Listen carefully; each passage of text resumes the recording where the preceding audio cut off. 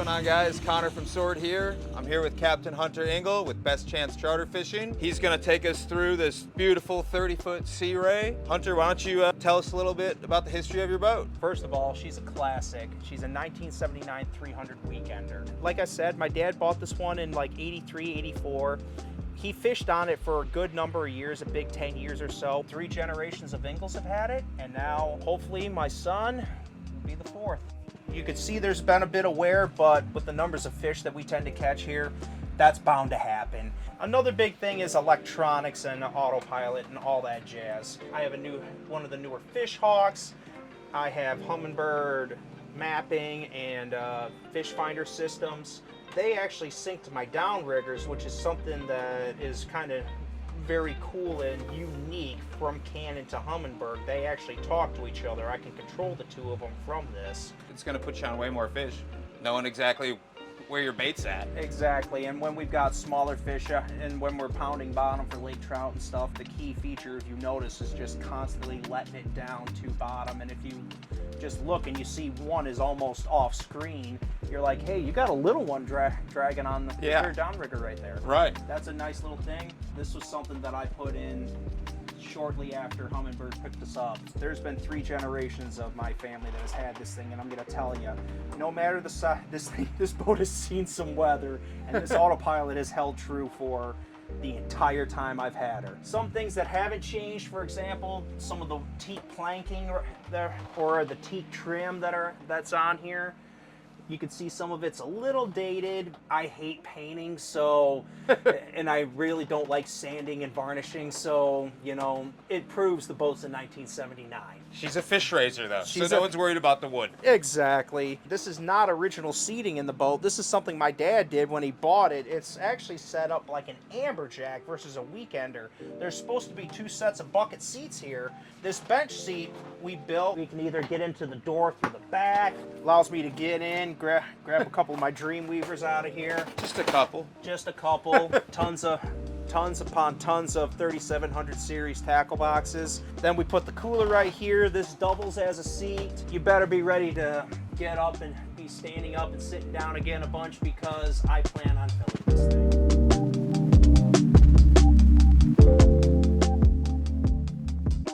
I upgraded to Canon Optimums. They are another one of our sponsors. They are synced up with my Humminbird fish finder. And the important thing is that I've got swivel bases on all of my downriggers. The center one, it's nice for if I'm traveling from port to port. I'm in a different port fishing a tournament.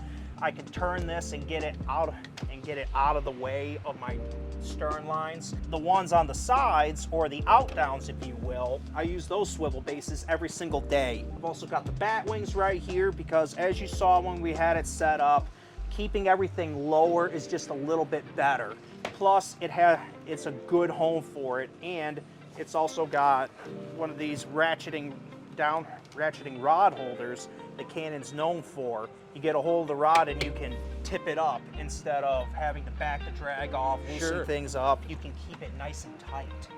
That's just something that helps you land more fish. I can stand it up, get it out of the way. Same with these diver rod holders.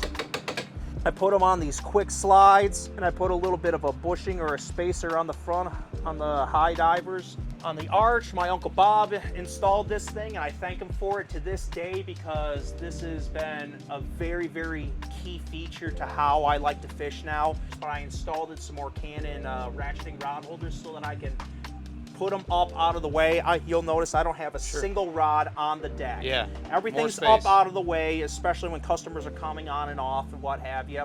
And it's a great spot to hold my radar.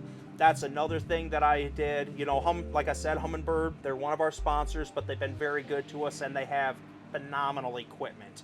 If you're trolling a full spread of baits out here, how many rods are you running? This springtime, I will be running about 17 is about what I'm most comfortable with. I've ran as many as 19. Yeah. It requires me to kind of climb up onto the side of the boat and grab it.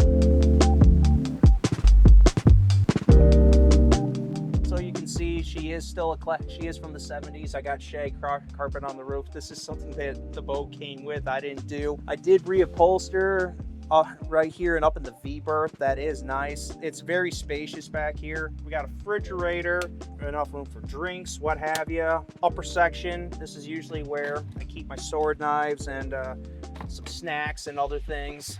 I've got a few spoons hung up, which is not something I'm a huge fan of, but if I'm in a hurry, I'll stick them up here. Got my fish hawk. All our boats have a working head, working sinks, because like my wife always said, a clean fishing boat is a mean fishing boat.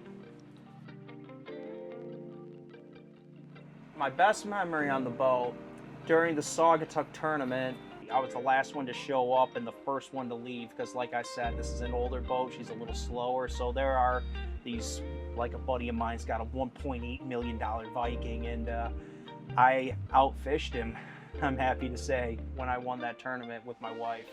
Again, against my dad, who is the most successful tournament fisherman on Lake Michigan. There's nostalgia there. Like I said, 3 generations of Engels, 4 owners as a whole. It wasn't a fishing boat until my dad bought it, and it's been a fishing boat ever since. All right, Hunter, thanks for taking us through the boat. We had a blast checking it out with you. If people want to book a charter trip with you, how can they reach you? We've got our website, bestchancecharterfishing.com. You can like us on social media, Facebook, Instagram. You can get a hold of me on my YouTube channel, Best Chance Outdoors. And of course, if you want to get a hold of me, 616-218-4718. This is another episode of Sword Sleds. See you next time.